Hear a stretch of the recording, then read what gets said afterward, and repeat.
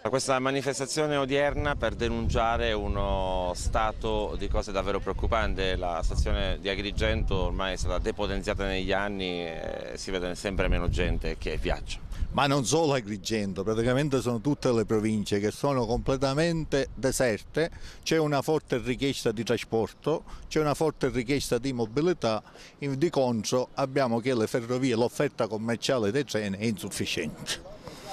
Una situazione che si può risolvere come? Perché Ferrovie dello Stato dice vabbè, a noi non conviene più. Ma veda, qua c'è un discorso istituzionale.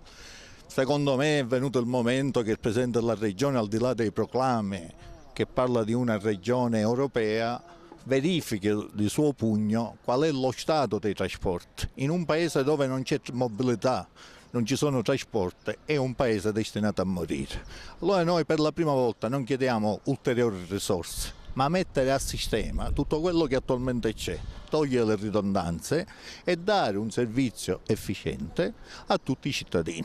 La politica ha abbandonato completamente appunto la politica dei trasporti, siamo emarginati dal resto d'Italia, abbiamo difficoltà anche nei collegamenti interni, oltre a quelli comunali, intercomunali e interprovinciali.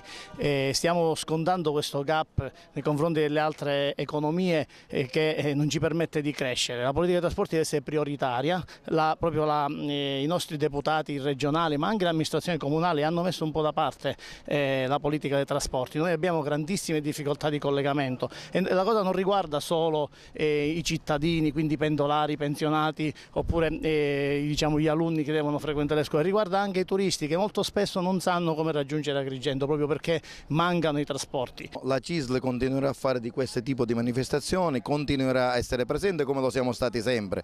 Non vogliamo dire che abbiamo l'esclusiva della presenza, però diciamo così che nell'arco degli anni la CISL è stata una delle poche organizzazioni che si è interessata di questo tipo di problema, ma quello su cui noi vogliamo posare il nostro sguardo è anche, parlando di Agrigento, è la filiera del trasporto che non implica solo il trasporto ma implica anche il discorso del turismo. Noi abbiamo una bellissima ferrovia che passa dalla Valle dei Templi, abbiamo un collegamento con Porto Empedocle che se Porto Empedocle riesce ad avere un porto vorremmo avere un collegamento molto più significativo, cioè, per noi non è che conti soltanto la ferrovia ma è tutta la filiera dei trasporti integrata col turismo.